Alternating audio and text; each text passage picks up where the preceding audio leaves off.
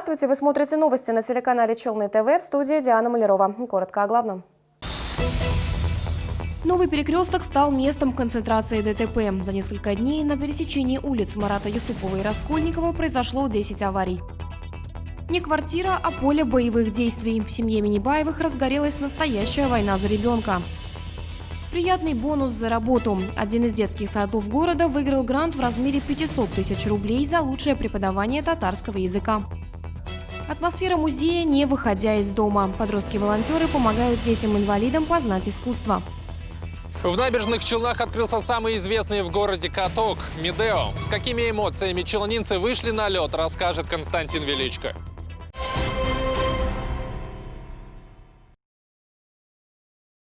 Новый перекресток стал местом концентрации ДТП. За несколько дней на пересечении улиц Марата Юсупова и Раскольникова произошло более 10 аварий. По мнению челнинцев, всему виной установленные, но не рабочие светофоры. Кто отвечает за данный участок дороги и когда заработают светофоры, узнала Лилия Гатина. Новый перекресток на пересечении улиц Марата Юсупова и Раскольникова в народе уже назвали злосчастным. Аварии тут случаются чуть ли не каждый день. Но опасная ситуация возникает. Люди еще не привыкли к тому, что сейчас дорогу открыли, и частенько бывает авария. Поэтому мы ждем, когда откроют светофор. Ну, конечно, неудобно. А в чем неудобность данного участка? Как аварийная ситуация, значит. Я думаю, что должны сделать. Когда светофор что-то не работает, нужно исправить. Я думаю, так. Неудобства коснулись и пешеходов. Рядом идет строительство многоэтажных домов, работает продуктовый магазин и заправка. По словам горожан, переходить здесь дорогу опасно. Не всегда водители могут вовремя затормозить и пропустить пешехода, переходящего дорогу. Обязательно нужен светофор. Ну, обязательно нужен. Ну, через дорогу-то вот старикам-то вот видишь, и с той стороны, и с этой стороны машины ездят. Ага. Нужен. Мне кажется, опасно, если светофоров нет. Здесь это оживленный участок, тем более, когда вот эти дома сдадутся, тут будет еще больше людей, больше детей. Поэтому нужно, чтобы светофоры работали обязательно. Строительные работы на улице Раскольникова выполнялись в рамках национального проекта «Безопасные и качественные автомобильные дороги». Исполнитель предприятия «Камдурстрой». Заместитель начальника организации Фарид Якупов по телефону нам прокомментировал, что ремонтные работы завершаются. До 20 декабря на этом перекрестке установят освещение и запустят светофорные объекты. Лилия Гатина, Ленар Султанов, новости Челны ТВ. В отношении школы номер 60, где повара раскладывают еду по тарелкам руками, начаты прокурорские меры реагирования. На соблюдение санитарных норм столовую образовательного учреждения проверило и Управление образования города. В ходе разбирательств выяснилось, что школа обеспечена всеми необходимыми санитарно-гигиеническими средствами. По данному факту проведена служебная проверка. С работниками столовой проведена дополнительная беседа о необходимости соблюдения всех необходимых мер. Заведующей столовой вынесено дисциплинарное взыскание. Убийце с топором грозит пожизненное заключение. Зверское убийство средь бела дня произошло 18 сентября. Нападавшим стал челнинец Алмаз Маликов. По результатам психолого-психиатрической экспертизы мужчина признан вменяемым. Ему грозит наказание до пожизненного заключения. Напомним, на проспекте Чулман на обочине проезжей части Алмаз Маликов натравил бойцовскую собаку на сожителя своей экс-супруги, а затем зарубил его топором. После расправы он преследовал бывшую супругу и хотел ее убить, однако коллега отпугнул нападавшего травматическим пистолетом. Алмаз Маликов обвиняется в убийстве, совершенном с особой жестокостью, а также в покушении на убийство 2 и более лиц. Расследование уголовного дела продолжается. Настоящая война за ребенка разгорелась между мамой и бабушкой. Крик души. Так назвала свое послание пожилая женщина. В социальных сетях она написала, что родная мать запрещает навещать внука в детском доме, а сейчас ребенок попал в больницу. Напомним, весной этого года челнинка оставила сына в детском приюте «Асылташ» и ушла жить в лес к отшельнику. Женщину ограничили в родительских правах, а бабушка пытается вернуть внука в семью. Но до сих пор мальчик находится вдали от родственников. Почему? Смотрите в нашем сюжете. Мы встретились с женщинами возле инфекционной больницы. Именно здесь сейчас находится их 6-летний сын и внук. Как нам рассказала Лилия Минибаева, ребенка госпитализировали в связи с сильным кашлем. Возможно, это психосоматическое расстройство из-за того, что бабушка каждый день приходит в Асылташ и начинает просто преследовать, снимать всех на видеокамеру. Поэтому он после занятия он начинает расстраиваться, и после всего этого ребенок начинает плакать и начинает кашлять. Так уж получилось, что и мама, и бабушка в одно время принесли мальчику продукты и вещи. Слава богу, мне удалось вот с врачом поговорить, передачу сейчас принимают у меня. Ну, любимые его котлетки с макаронами, ну, там вещи, чай с молоком, который он любит. Живут женщины под одной крышей, однако мира в их семье нет. Танзиля Минибаева уверена, что ее дочь все еще находится под влиянием отшельника Владимира Сухова, из-за которого она и поместила сына в Асылташ. Это вот благодаря ему мы вот в такой обстановке находимся. А до этого все хорошо было с дочерью, в хороших отношениях? В хороших отношениях было. Война между матерью и дочерью длится полгода, и все это время мальчик в приюте. Лилия Минибаева регулярно навещает сына, а вот бабушка уверяет, что ее дочь запретила ей посещать детский дом. Тем не менее, челнинка часто приходит и пытается поговорить с внуком. Иногда подхожу к собору, чтобы видеться с внуком. Он вот такой развитый ребенок был, читал, писал, все это делал, да. Ходили музыкальные.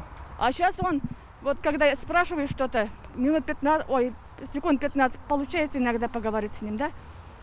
Спрашиваю, Улам, как у тебя дела, у тебя это? Он или хорошо говорит, или вот на вопросы вот так головой только кивает. Война – самое подходящее слово. Борьба за правду в этой семье дошла до драки, рассказала Лилия Минибаева. По словам челнинки, она повздорила с матерью, и та набросилась на нее с кулаками. Женщина даже зафиксировала синяки и обратилась в полицию. На меня мама руку подняла. Вот, пожалуйста, смотрите на синяки. Проходила судмедэкспертизу. Они просто вламываются ко мне в дверь и просто мне не дают житья. Танзиля Минибаева эту историю назвала ложью. Она рассказала, из дочери буквально выбивают долги. Слышали звонки, как ей угрожают, как у нее деньги трясут. Вот на лице я только увидела, она сняла маску, и у нее такой синяк. Вот. Видимо, это она написала, что это я. В Асылташе нам пояснили, что все визиты родных сейчас ограничены из-за пандемии, поэтому навещать мальчика не получается не по запрету матери, а по санитарным требованиям. Сейчас у вас действительно, да, ограничен вход для родителей? Там, да. В связи с пандемией? Да, в связи с пандемией. На данный момент Лилия Минибаева не ограничена в родительских правах и не лишена их, пояснили нам в органах опеки. Решение суда об ограничении челнинка обжаловала, и тяжбы продолжаются.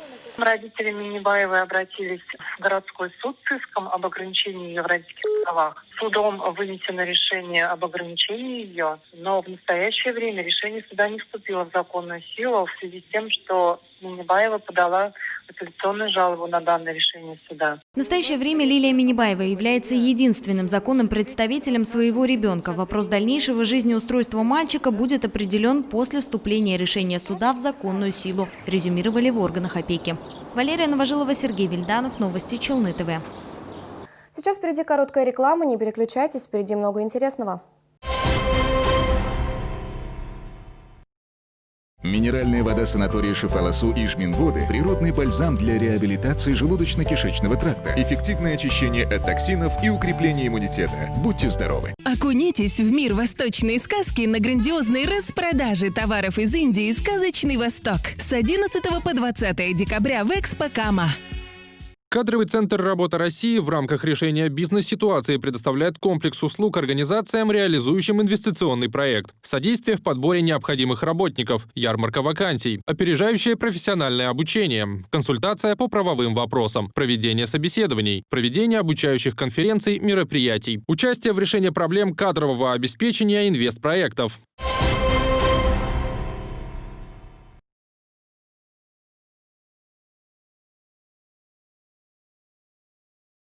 Вы смотрите новости, и мы продолжаем. Набережные Челны в числе лучших. В Казани состоялось подведение итогов республиканских конкурсов, лучшая практика обучения на родном языке в общеобразовательных организациях и лучший детский сад по организации обучения и воспитания детей на родном языке. Среди победителей дошкольное учреждение «Подсолнушек», где побывала наша съемочная группа.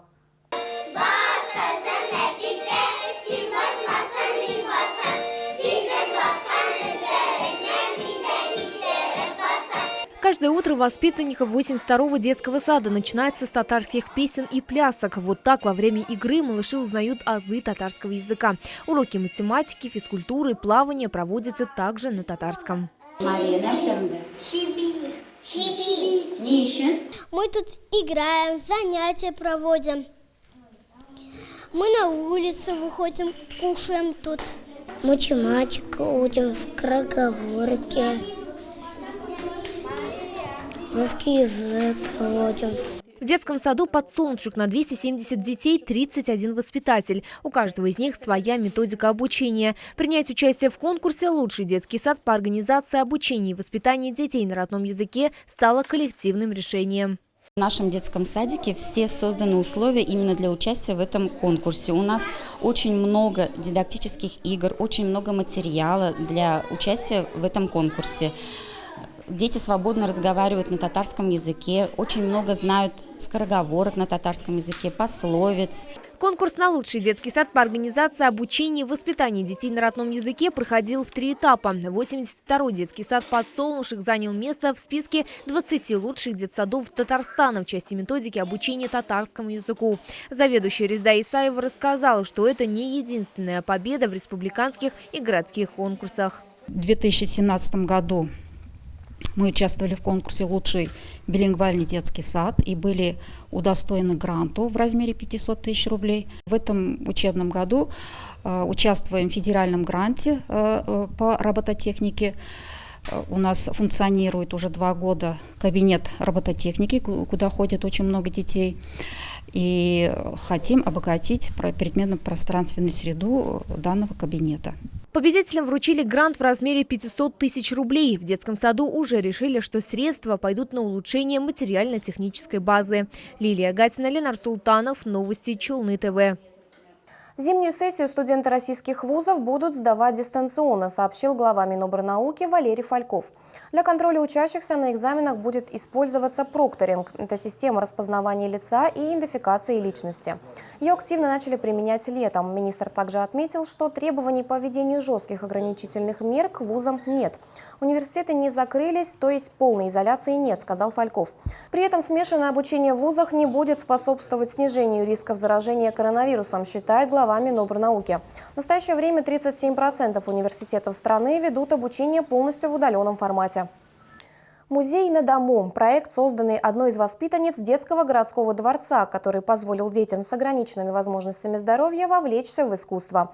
Поделки из бисера и бумаги, картины маслом, мягкие игрушки из подручных средств, работы, которые теперь могут перемещаться из дома в дом и оставлять после себя только положительные эмоции. Карине Мирзаевой 15 лет. Учеба в школе совмещает с волонтерством. Ей удалось реализовать свой социальный проект «Музей на дому», в рамках которого тяжелобольным детям дают возможность увлечься искусством. В нашем детском ордене милосердия есть 100 детей с ограниченными возможностями здоровья. И при реализации проектов мы приглашаем их на мастер-классы и мастерские. Но есть и дети, которые не могут приходить, а могут находиться только дома, получается, в кровати. И поэтому к нам пришла идея приходить к ним и показывать им экспонаты из наших музеев, чтобы они тоже вовлеклись в добровольчество. Волонтеры совершают один выход в день. 3 человека несут детям порядка 20 работ. Это могут быть как и картины, так и работы из бисера, поделки из бумаги, но чаще всего это мягкие игрушки. По словам волонтеров, дети их любят больше всего. Проект стал победителем всероссийского конкурса лучших волонтерских практик «Доброволец России-2020». Церемония награждения состоялась в рамках онлайн-марафона «Мы вместе». Было более 53 тысяч участников. И вот среди этих 53 тысяч было выбрано 110 призеров. И вот эти люди собрались в этом году в Москве. Мы все болели, мы смотрели, мы были участниками этого марафона. 2 дня он длился, и на 2-й день было награждение нашей номинации. Передвижная выставка только набирает обороты и планирует охватить как можно больше детей. Диана Малярова, Айдар Мусин, новости Челны ТВ. В Набережных Челнах заработал первый этой зимой большой, самый известный каток Медео. Ворота катка открылись ровно в 6 часов вечера. С какими эмоциями челнинцы вышли на лед и был ли ажиотаж, увидел Константин Величко. Каток Медео этой зимой работает всего несколько минут, но он уже полон желающих на нем прокатиться. Челнинцы действительно соскучились по подобным зимним забавам и с удовольствием рассекают лед.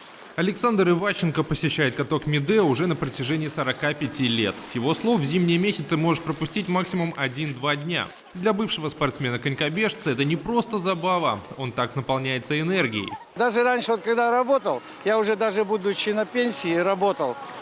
Я работал на литейном заводе, И чтобы мне хорошо работалось, я иду на каток, а потом еду в ночь на работу. Заряд энергии получали? Да, это мне было лет, допустим, 58, 60. А сейчас мне 71 всего. За один поход на каток сколько часов, кругов, километров вы наматываете здесь? Ну, я не... Счетчика нет у меня спидометра. Это, часа 2 я катаюсь. 1,5-2. Вот так. Всегда. Желающих покататься на коньках в первый день работы Медео было не счесть. Люди готовы были стойко дождаться своей очереди в пункт проката. Мы уже 2 недели ждем, пока откроется. Вот пришли, тут стоим уже. Не уйдем, пока не покатаемся.